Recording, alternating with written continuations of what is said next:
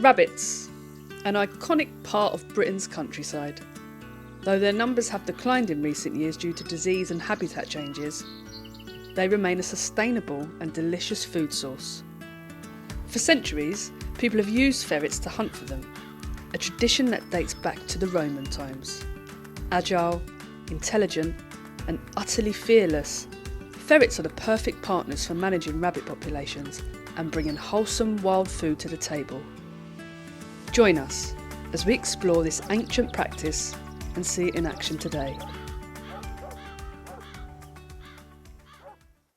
What is ferreting?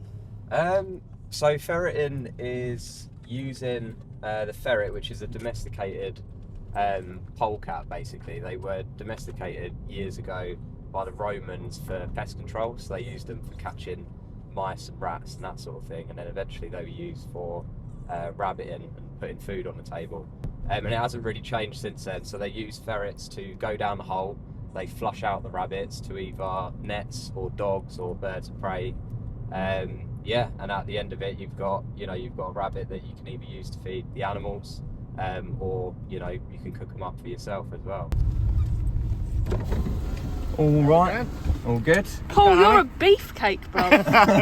Size of ya. How you doing? You alright? I'm good. Nice Lovely to meet you. Very nice to meet you. We're like Shrek and Donkey. You can guess which one I am. With long nets, ferrets, and a dog with sharp senses, the team is ready to find the perfect warren for a sustainable day's hunting. I imagine like this is the calm before the storm. I'd say ferreting's quite calm, quite quiet. It can be very discreet as well.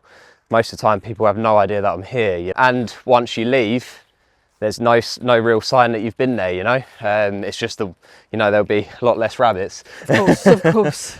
The rabbit is an invasive species, so really we're just removing something that's not meant to be there and then putting it to good use in the form of either animal food or food for ourselves. Because they're delicious. They are. Yeah, we'll have a look and see how active they are, but there's a few in here and there's a few down the bottom that I know had some fresh digs on it last time I was here. So essentially, once the dog senses the rabbits are in the warren, the ferrets are sent down. They chase the rabbits out of the warren and into the field, where they're run by the dog into the net. So really you get there as soon as you can and you dispatch the rabbit as soon as you can. So we do it by breaking the neck of the rabbit. It's a very quick manoeuvre, and yeah, that's them done. In today's society, we're increasingly reliant on chemicals and traps.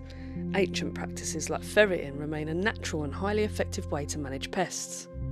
It's a practice where man and animal work in seamless harmony, a bond forged through trust and instinct and generations of knowledge. And leading the charge today is a ferret with all the energy and charm needed for the job. So first up we've got Oddie, and she's a polecat ferret. She's a year old and she's a Jill, which is what you call the females. She's got a locator on, which is a ferret finder. So that is so I can track where she is at all times. Do you know what? My wife does that with me. She puts the air tracker. So she can see where you're at. Yeah, because I meet men off the internet. Yeah, well, she'll be watching where you are right now, in the woods with two weirdos, You said it. Okay, so because he's marking like that there, that's where I'm going to start with the ferret, because that's him telling me that there's a rabbit there. So I don't always put the ferret right down where the dog is, because I like him to get the reward of the rabbit actually bolting towards him. So she's going to go down here.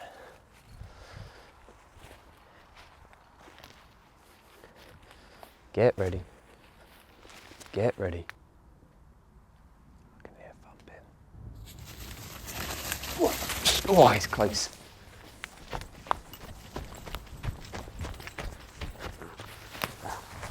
I do.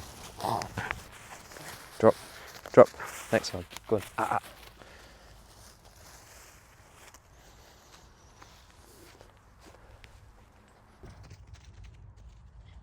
He was close. That was so quick.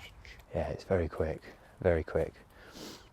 He almost caught that one as well, which is pretty impressive for a little terrier. but otherwise the net's there to stop them. And I don't know if you heard the rumble as well before it bolted.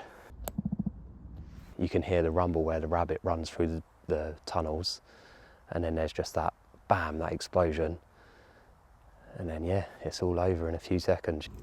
So efficient was the ferret and the dog, this rabbit didn't even make it to the net. It's already dead. Yeah, okay.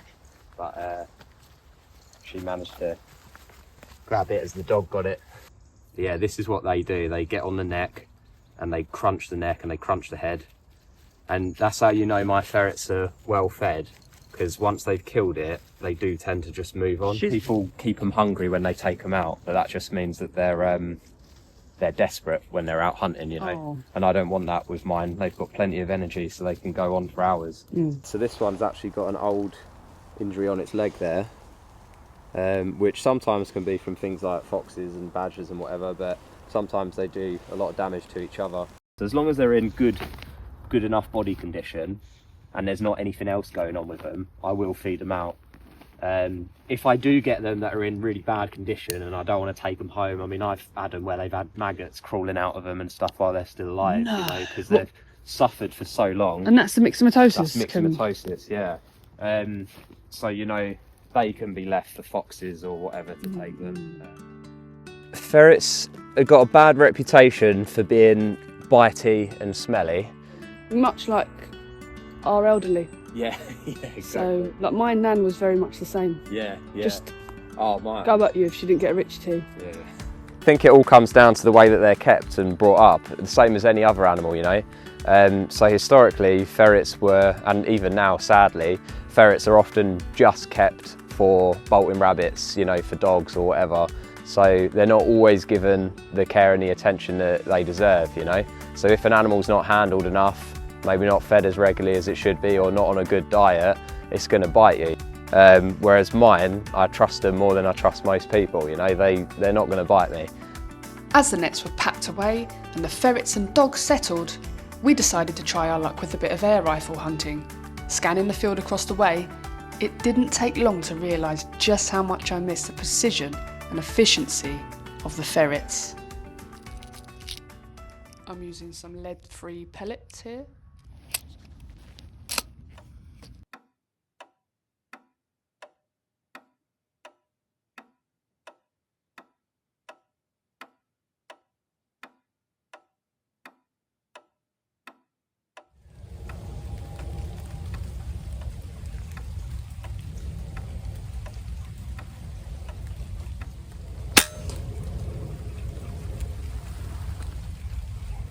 That's brilliant. That's tough going. Yeah, it was, yeah, especially when the rain started towards the end there. Yeah, one rabbit just before the light levels completely dropped.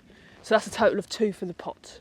Thank you very much for taking me ferreting. That's all right. It's been an absolute pleasure. No worries. See you in the next segment done. where I'll be making rabbit curry. And welcome to my council kitchen. Just imagine all that clutter's not there. And now it's clean. I mean, it's clean. It's just not tidy. Shall we get started? Grab yourself some sort of pressure cooker.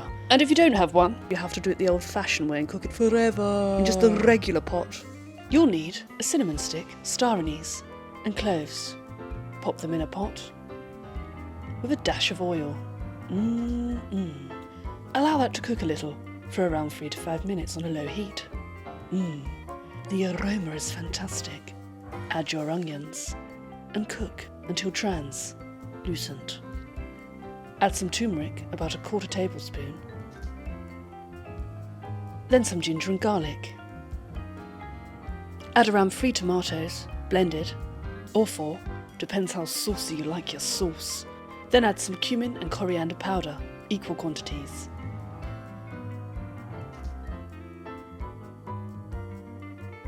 Add as much chili powder as you like. Then some garam masala.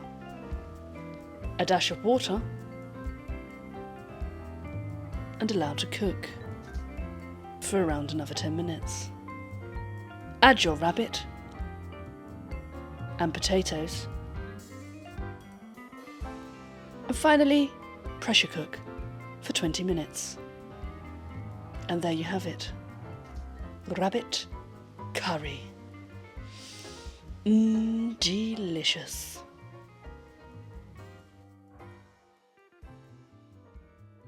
So they do ferret shows, ferret racing, and the longest anyone has ever had a ferret down their trousers for is 6 hours 25 minutes, which is pretty impressive, you know. I'm going to try and beat it next year. Don't. Won't they bite your willy off? Oh, well, might.